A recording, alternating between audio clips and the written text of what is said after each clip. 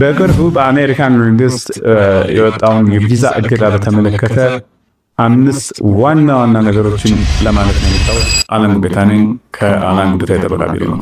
በቅርቡ እንደሚታወቀው የአሜሪካን መንግስት በኢሚግራንት ቪዛ ላይ ከጃንዋሪ 21 2026 ጀምሮ እቀባ አድርጓል። ያንን እቀባ በተመለከተ ለማህበረሰባችን 5 ኢምፖርታንት ናቸው የሚላቸውን ነገሮች ለመናገር እንቀው። አንደኛ ይሄ የቪዛ እቀባ ወይም እገዳ በኢሚግራንት ቪዛ ላይ የተደረገ ብቻ። ኢሚግራንት ቪዛ ማለት ምንድነው?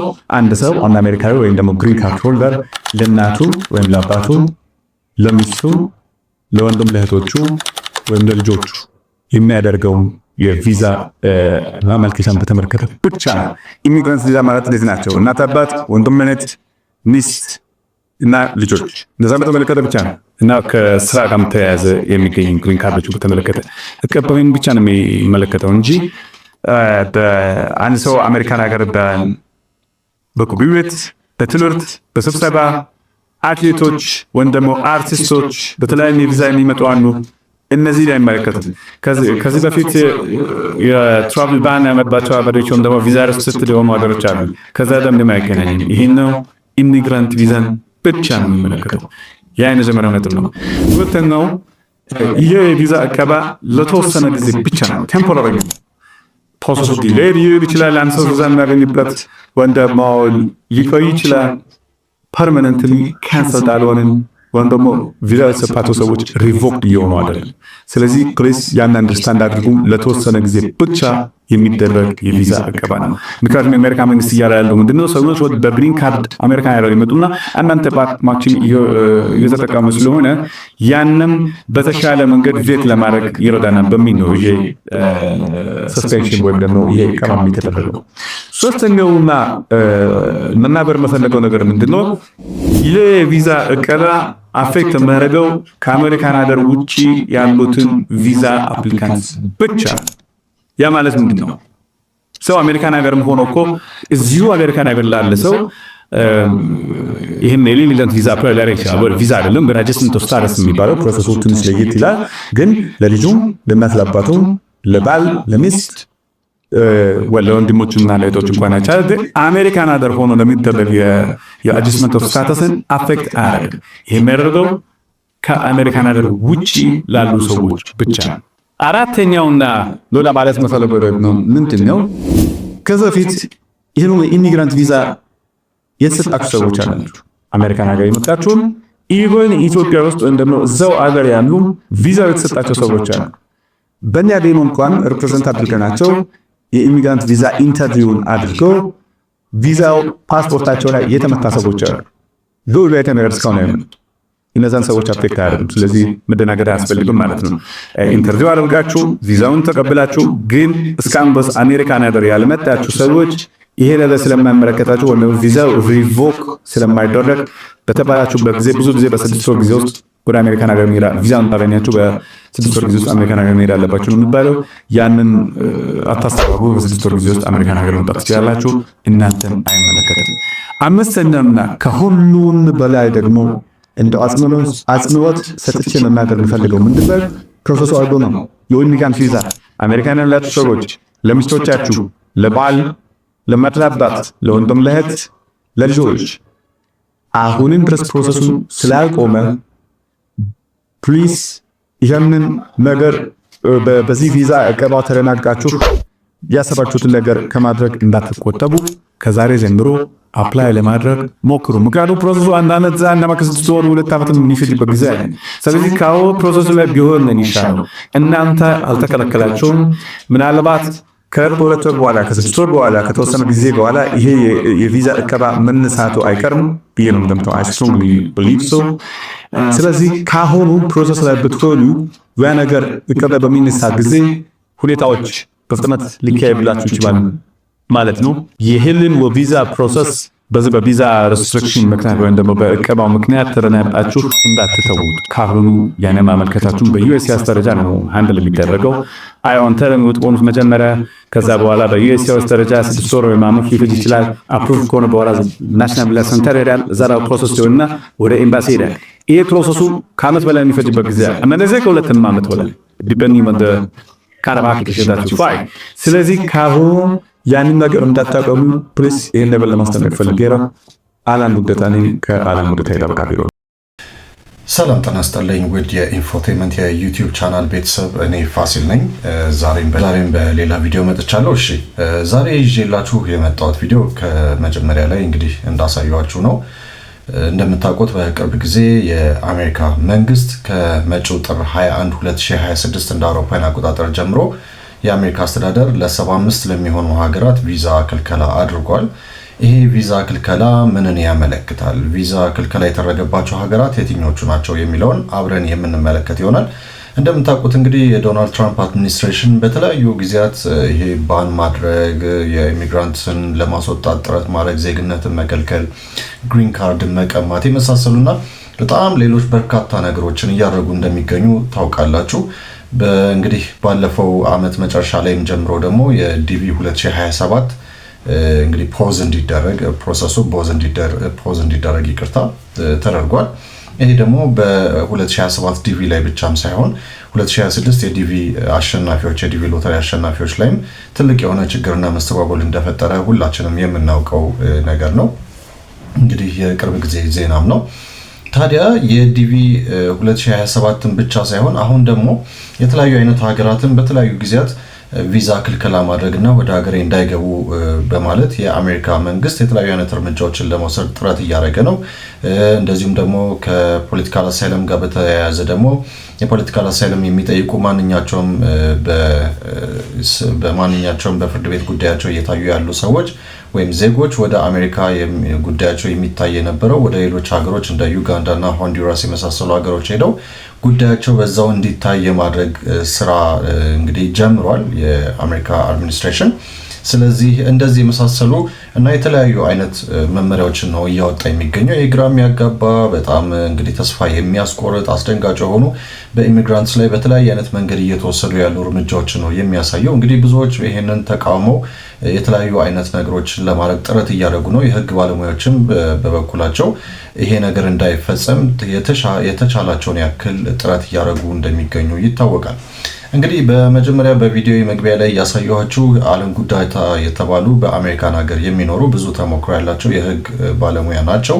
እንግዲህ እሳቸው የህግ ባለሙያ እንደመሆናቸው መጠን ለብዙዎችም ደግሞ ጠበቃ ሆኖ በመቆም የተለያዩ አይነት ጉዳዮቻቸውን እንግዲህ እንዲታይላቸውና በጠበቃነት ወይም እንግዲህ የተለያዩ አይነት ነገሮችን መከራከሪያ ነጥቦችን በማቅረብ የተቻላቸውን ለማድረግ የሚጥሩ የህግ ባለሙያ ናቸው። እንግዲህ ቀደም ሲልም በመግቢያ ላይ እንግዲህ እንደ ዋቢ አድርጌ የጠቀስኩ ያሳየኋችሁን ቪዲዮ የእሳቸው ነው። እንግዲህ እዚህ ላይ የተጠቀሰው አሁን በሰሞኑ በተለይ የዶናልድ ትራምፕ አድሚኒስትሬሽን 75 ሀገራትን ቪዛ ከልክላለች ወይም ደግሞ ቪዛ ለጊዜው ሰስፔንድ ተደርጓል ከተባለ በኋላ ብዙ የመገናኛ ብዙሃን እንግዲህ የተለያዩ አይነት መረጃዎች እያወጡ ነው ያሉት። በተለይ ቪዛ ክልከላ 75 ሀገራት የቪዛ ክልከላ የሚለው ነገር በጣም ብዙ ግራ የሚያጋባቸውና በተለያየ አይነት መንገድ መረጃዎቹን ያወጡ እንግዲህ አካላት አሉ። ግን በትክክለኛ መንገድ 75 ሀገራቱ ቪዛ ተከለከሉ ሲባል ምን ማለት ነው? እነማንን ነው የሚያካትተው? እነማንን ነው የማይጨምረው የሚለውን እዚህ ላይ እንግዲህ ቪዲዮውን ለማየት እንደሞከራችሁት ነው። ታዲያ ይሄ የቪዛ ክልከላ እነማንን ነው የሚመለከተው በቀጥታ ካላችሁ፣ ቀደም ሲል እኚህ የህግ ባለሙያ እንደጠቀሱት አሜሪካን ሀገር ሆነው ለቤተሰቦቻቸው ቪዛ እንግዲህ በፕሮሰስ በመጀመር ቪዛ እንዲመታላቸው እና በተለያየ አይነት መንገድ ወደ አሜሪካን ሀገር እንዲሄዱ ወይም ደግሞ ለመሳብ ጥረት የሚያደርጉ አካላትን ነው የሚመለከተው። ይህም ማለት ለምሳሌ አንዱ አካል ሄዶ ለባል፣ ለሚስት፣ ለልጅ፣ ለወላጅ የሚደረጉ እንደዚህ አይነት ቪዛ ለማሰጠት የሚደረጉ ጥረቶች ላይ ብቻ ነው ክልከላ የተደረገው ነው እንግዲህ ያሉት እኚህ የህግ ባለሙያ። እኛ እንግዲህ እኔን ጨምሮ ማለት ነው ሌሎችም ብዙ የዩቲዩብ ላይም ቲክቶክ ላይም እና ሌሎችም የመገናኛ ብዙሃን ላይ የሰማናቸው ነገሮች ከዚህ ትንሽ ለየት ያለ መረጃ ነው ሲሰጡ የነበሩት። አጠቃላይ ሙሉ ለሙሉ ቪዛ ክልከላው እንደተደረገ ሙሉ ለሙሉ ሁሉም የሚመለከት የዲቪ አመልካቾችን እያንዳንዱን ብቻ ወደ አሜሪካ ለመሄድ የሚያስበውን በሙሉ ቪዛ ክልከላ እንደሚደረግ ነው መረጃዎች እየተሰጡ ያሉት። ይሄ በጣም ትክክል ያልሆነ ነው። እንግዲህ እኚህ የህግ ባለሙያ እንደሚሉት እንግዲህ ለጉዳዩ ቅርበት ያላቸው የህግ ባለሙያ እንደመሆናቸው መጠንና ጉዳዩን በየጊዜው እንደሚከታተሉ የህግ ባለሙያ እንደመሆናቸው መጠን የሰጡት መረጃ ትክክለኛ ነው ተብሎ ነው የሚታሰበው። እንግዲህ እኚህ ባለሙያ የጠቀሷቸው አንድ 5 ዋና ዋና የሚሆኑ ነጥቦችን ነው ያነሷቸው። ይሄ ማለት እነዚህ 5 ነጥቦች ደግሞ ሁሉም ሰው በትክክል የቪዛ ክልከላው ምንን እንደሚያመለክት፣ እነማን እንደሚመለከት፣ እነማን እንደማይመለከት፣ ይሄ ቪዛ ክልከላ ማለት ምን ማለት እንደሆነ የጠቀሱበት መንገድ ነው እንግዲህ የሚያመለክተው። ከዛ በፊት ግን ይሄ የቪዛ ክልከላ የተደረገባቸው ሀገራት እነማን ናቸው የሚለውን እንመለከታለን። እንግዲህ የቪዛ ክልከላት ለ75 ሀገራት ሲሰጡ ከነዚህ መካከል እንግዲህ የላቲን አሜሪካ ብራዚልን ይጨምራል። ከአፍሪካ ደግሞ ሀገራችንን ኢትዮጵያን ይጨምራል። እነ ግብጽ የመሳሰሉ ሀገሮች አሉ። እዚህ ላይ ለመግለጽ ያክል አፍጋኒስታን፣ አልቤኒያ፣ አልጄሪያ፣ አንቲጓ ኤንድ ባርባዷ፣ አርሜኒያ፣ አዘርባይጃን፣ ባሃማስ፣ ባንግላዴሽ፣ ባርባዶስ እያለ ይቀጥላል። ኢጅፕት፣ ኤሪትሪያ፣ ኢትዮጵያ፣ ፊጂ፣ ጋምቢያ፣ ካዛኪስታን፣ ኮሶቮ፣ ኩዌት፣ ላኦስ፣ ሴኔጋል፣ ሴራሊዮን፣ ናይጄሪያም አለች በዚህ ውስጥ ተካታለች። ቱኒዚያ፣ ዩጋንዳ፣ ዩራጓይ፣ ዩዝቤክስታን እና የመን እና የመሳሰሉት እንግዲህ 75 ሀገራቱን በሙሉ አይደለም የጠራውላቸው፣ ከነዛ መካከል የተወሰኑትን ነው የገለጽኩላችሁ። እንግዲህ እንደ ጆርጂያ፣ እንደ ጋና፣ ግሪናዳ፣ ጓቲማላ፣ ጊኒ፣ ኢራን፣ አይቮሪ ኮስት፣ ጃማይካ፣ ጆርዳን የመሳሰሉ ሀገሮች ከነዚህ መካከል ተካተዋል ማለት ነው። እንግዲህ ይሄ በጣም በርከት ያሉ ሀገራት ዜጎች ወደ አሜሪካ እንዳይገቡ ወይም ደግሞ የቪዛ ክልከላ የተደረገባቸው እንደሆኑ ነው እየተገለጸ ያለው።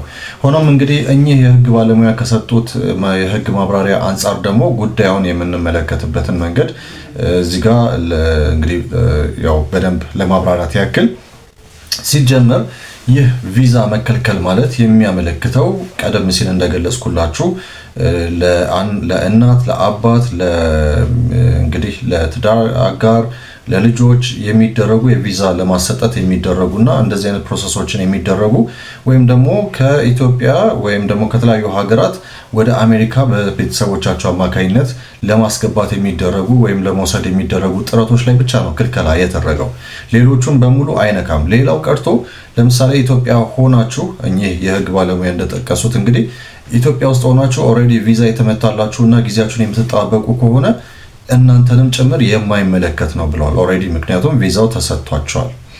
ሌሎቹንም ደግሞ በስራ ምክንያት በተለያዩ አይነት ለምሳሌ በጉብኝት እንደዚህ በቱሪስት ጉብኝቶች እንደዚሁም ደግሞ ለአትሌቶች፣ ለተዋናዮች የተለያዩ ስራዎቻቸውን ለማሳየት ወደ አሜሪካ ለሚሄዱ አትሌቶች እና የተለያዩ የጥበብ ሰዎች እና ሌሎችንም ሰዎች አይመለከትም።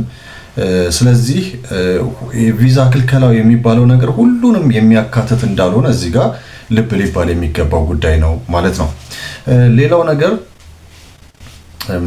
ሌላው ነገር ደግሞ ይሄ የቪዛ ክልከላው ሙሉ ለሙሉ አይደለም የተቋረጠው፣ ወይም ደግሞ እስከ መጨረሻው አይደለም የተቋረጠው። ተርሚኔት አይደለም የተደረገው፣ ፖዝ ነው የተደረገው ወይም ሰስፔንድ ነው የተደረገው። ስለዚህ ይሄ ሰስፔንድ መደረግ ማለት ለተወሰነ ጊዜ ብቻ እንደሆነ ምናልባትም እኚህ የህግ ባለሙያም እንደጠቀሱት ከ6 ወርና ከ1 ዓመት የማይዘል ነው የሚሆነው። እንግዲህ ለጉዳዩ ቅርበት ያላቸው እንደመሆናቸውና ሁል ጊዜ እነዚህን ነገሮች የሚከታተሉ እንደመሆናቸው መጠን እሳቸውም እንዳሉት እንደውም በጣም እርግጠኛ ወደ መሆን ደረጃ ነው የደረሱት። ለትንሽ ጊዜ ብቻ ነው የሚታገደው እንጂ ሙሉ ለሙሉ አይደለም። ምክንያቱም ትልቁ ይሄ የቪዛ እገዳ የተደረገበት ትልቁ ምክንያት የትራምፕ አድሚኒስትሬሽን በቅርቡ እንግዲህ የፐብሊክ ዌልፌር ኤንድ ፖቴንሻል ፖሊሲ የሚባል አንድ ዘገባ ወጥቶ ነበረ። እንግዲህ ዶናልድ ትራምፕ በአድሚኒስትሬሽኑ በኩል እንግዲህ ሲያስጠኑ የነበሩት ጥናት አለ። ይሄም ደግሞ በአሜሪካ መንግስት ድጎማ እየኖሩ ያሉ በርካታ ሀገራት ዜጎች አሉ። እነዚህ ወደ 120 የሚያክሉ ጥናት የተደረገባቸውና ዝርዝራቸው የወጣው ሀገራት በአሜሪካ መንግስት ድጎማ እየኖሩ ያሉ ዜጎች ናቸው። ከነዚህ መካከል ኢትዮጵያም ትገኛለች። ኢትዮጵያ እንግዲህ ቀደም ሲልም ላይቭ ላይ ከትላንት ወዲያ ጠቅሼላቸዋለሁ። ከተዘረዘሩት የ120 ሀገራት መካከል ኢትዮጵያ ትገኛለች። ኢትዮጵያ በ39ኛ ደረጃ ላይ ነው የምትገኘው። ይሄ ማለት እርግጥ ነው 50ኛ ደረጃ ላይ ወይም ደግሞ ከ50 አላለፈችም። ሆኖም ግን ይሄ 39ኛ ደረጃ ማለት ቀላል ግምት የሚሰጠው አይደለም። ስለዚህ ካሉት ኢትዮጵያውያን መካከል ከአብዛኞቹ ከ300,000 በላይ የሚኖሩ ኢትዮጵያውያን ናቸው እንግዲህ የሚሆኑ ኢትዮጵያውያን ናቸው በአሜሪካን ሀገር እየኖሩ ያሉት። ይሄ እንግዲህ 300,000 የሚለው ዳታ የ2023 ነው። ከዛ በኋላ እንግዲህ ከ2 ዓመት በላይ አልፈዋል። ኦልሞስት አሁን 2026 ገብተናል። ስለዚህ እንግዲህ በርካታ ኢትዮጵያውያን ናቸው በየጊዜው ወደ አሜሪካን የሚጓዙት። እንግዲህ ከነዚህ መካከል ከ47% በላይ የሚሆኑት የኢትዮጵያ ዜጎች በአሜሪካ መንግስት ድጎማ እየኖሩ እንደሆነ መረጃዎች ወጥተዋል። በዚህ ረገድ 39ኛ ደረጃ ላይ ተቀምጣለች። ሌሎቹ እንደ ኤርትራ፣ እንደ ሶማሊያ የመሳሰሉና ሌሎች ሀገሮች ደግሞ በከፍተኛ ደረጃ ላይ ከፍ ያለውን ደረጃ ይዘዋል። ስለዚህ ይሄ የትራምፕ አድሚኒስትሬሽን ደግሞ ባወጣው ዘገባና ጥናት መሰረት ደግሞ እነዚህ ሀገራት ሁልጊዜ የአሜሪካ መንግስት ድጎማ እያደረገላቸው ሊኖሩ አይገባም። ከዚህ በኋላ ደግሞ የሚመጡም ደግሞ ማናቸውም እዚህ ያሉ ዜጎች ሌሎች ቤተሰቦቻቸውን አምጥተው ተጨማሪ የሆኑ የአሜሪካ መንግስት እንደገና ለነሱ ድጎማ የሚሰጥበት ምንም አይነት ምክንያት የለም የሚል ነው እንግዲህ መጨረሻው የወጣው ማስጠንቀቂያና ማሳሰቢያ።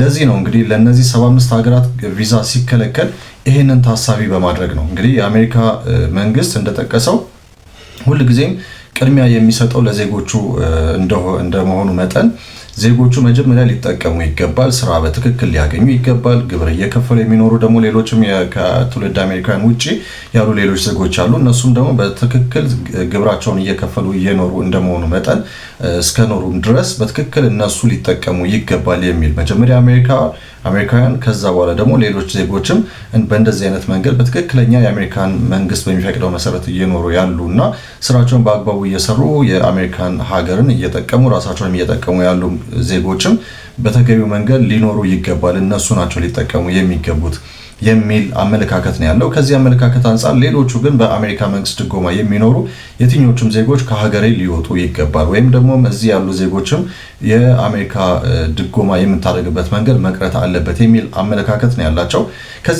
ከዚህ አንጻር እንግዲህ እንደገና ተጨማሪ ከሌሎች ሀገሮች እንደገና እየተሳቡ ወደ አሜሪካ በመግባት በአሜሪካ መንግስት ድጎማ ብቻ ለመኖር ቁጭ የሚሉ ወይም ደግሞ እዛ ተቀምጠው የአሜሪካን መንግስት ድጎማ ብቻ የሚቀበሉ ሰዎችን ለማስቀረትና ወይም ደግሞ ለማሳነስ ከሚደረገው ነገር አንጻር ነው ይሄ እንግዲህ ውሳኔ የተወሰነው።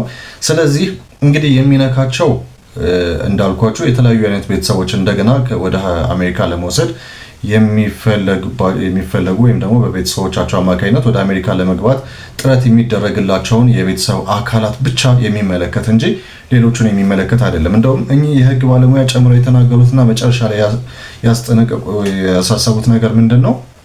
አሁንም ቢሆን ልጅ ያላችሁ፣ የትዳር ጓደኛ ያላችሁ፣ ማናችሁም ብቻ የቤተሰብ አካላት አሁንም ይህንን ቪዛ ለመጠበቅ ትችላላችሁ ወይም ደግሞ ፕሮሰሱን መጀመር የቪዛ ፕሮሰሱን አሁንም መጀመር ትችላላችሁ። ምክንያቱም እስካሁን አንደኛ ገና እገዳው ከጥር 21 ጀምሮ ነው የሚጀምረው። ስለዚህ አሁኑን ጀምራችሁ ፕሮሰሱን ብትጀምሩ ምናልባት እገዳው ከመጣ በኋላ እገዳው የሚቆየው የተወሰነ ጊዜ ስለሆነ አንድ ግለሰብ ደግሞ ወይም አንድ ሰው ደግሞ ይሄንን ቪዛ ለማግኘት ከ2 ዓመት በላይ ሊቆይበት ስለሚችል ፕሮሰሱ እንደዛ ሊወስድ ስለሚችል ስለዚህ እስከዛ ድረስ ቪዛችሁ ምናልባት ሰስፔንድ የሚደረገው ለተወሰነ ለ6 ወር ወይም ለ1 ዓመት ሊሆን ይችላል ይሄ ሰስፔንሽን የሚቆየው። ከዛ በኋላ ግን ያ የቪዛ እገዳው ከተነሳ በኋላ እንደገና ጉዳያችሁ መታየት ስለሚጀምር ወደ አሜሪካ የመግባት እድላችሁ ወይም አጋጣሚያችሁ ሰፊ ይሆናል። ስለዚህ አሁንም ፕሮሰሱን መጀመር ትችላላችሁ የሚል ነገር ነው ያሳሰቡት። ከዚህ በተጨማሪ እንግዲህ ሌሎቻችሁም ደግሞ ተስፋ ቆርጣችሁ በተለይ ደግሞ ቪዛ የተመታላችሁ ከሆናችሁ ቪዛችሁን ጠብቃችሁ ወይም ደግሞ በተሰጣችሁ ቪዛ አማካኝነት ወደ አሜሪካ መግባት ትችላላችሁ ተብሏል። ለምሳሌ የዲቪ አሸናፊዎችም ልትሆኑ ትችላላችሁ። ስለዚህ ቪዛ ኦልሬዲ እስከተመታ ድረስ ምንም እናንተን ስለማይመለከት ወደ አሜሪካ መግባት የምትችሉበት አጋጣሚ አለ። ይሄ ቪዛ እገዳ ወይም ሰስፔንድ የተደረገው የቪዛ እንትን የሚመለከተው እነዛን ብቻ ስለሆነ እናንተን ስለማይመለከት እናንተ ተስፋ እንዳትቆርጡ በ6 ወር ጊዜ ውስጥ ወደ አሜሪካ መግባት የምትችሉባቸው ጊዜያት እንደተጠበቁ ናቸው አሁንም የሚል ነው እንግዲህ መረጃ የሰጡት። ስለዚህ ይሄንን ይመለከታል እንግዲህ ዶናልድ ትራምፕ አድሚኒስትሬሽን እንግዲህ በየጊዜው የተለያዩ አይነት መመሪያዎች፣ የተለያዩ አይነት ህግጋት፣ የተለያዩ አይነት ውሳኔዎች ይሰጣል። እንግዲህ ከዚህ በኋላም ደግሞ ምን ነገሮች ሊመጡ ይችላሉ የሚለው ነገር ገና ወደፊት የምናየው ይሆናል። ምክንያቱም የዶናልድ ትራምፕ አድሚኒስትሬሽን በተለያዩ አይነት ጉዳዮች ዙሪያ ነው አሁን እንግዲህ ብዙ ነገሮችን እያለ ያለው። አንድ ጊዜ በፖለቲካው ጉዳይ ከተለያዩ አይነት ሀገራት ጋር ያላቸው ውዝግብ አለ። እንደገና ደግሞ በዚህ በኩል ደግሞ ሌላ ነገር ለማስፈጸም ጥረት ያደርጋሉ። በዛ በኩል ደግሞ የተለያዩ አይነት ነገሮችን ስለሆነ እየተመለከቱ ያሉት እንግዲህ ብዙ አይነት ውሳኔዎች፣ ብዙ አይነት ነገሮች ሊሰጡ ይችላሉ። ስለዚህ ከዚህ አንጻር ሁል ጊዜ የሚሰጡትን መመሪያዎች በትክክል ማዳመጥ፣ ማንበብ እና ራስን አፕዴት ማድረግ በጣም አስፈላጊ እንደሆነ በዚህ አጋጣሚ ማስታወስ ይገባል ማለት ነው። እንግዲህ እኔም ይህንን መረጃ ነው ልሰጣችሁ የመጣሁት። በሚቀጥለው ደግሞ እስቲ አዳዲስ የሆኑ ነገሮች ካሉም ደግሞ አብረን የምንመለከት ይሆናል። ይህን ቻናል ሰብስክራይብ ካደረጋችሁ ተጨማሪ የሆኑ አዳዲስ የሆኑ ወቅታዊ የሆኑ መረጃዎችን ታገኛላችሁ። የደውል ምልክቷን ደግሞ ከተጫናችሁ ሁሌ አዳዲስ ቪዲዮዎች አያመልጧችሁ ማለት ነው። እንደዚሁም ደግሞ ለሌሎች ሼር አድርጉ። ይህንን ቪዲዮ ላይክ ካደረጋችሁ ደግሞ ለብዙ ሰዎች መዳረስ ይችላል ማለት ነው። በሚቀጥለው ጊዜ ተመልሰን እንመጣለን። እስከዛው ድረስ መልካም ጊዜ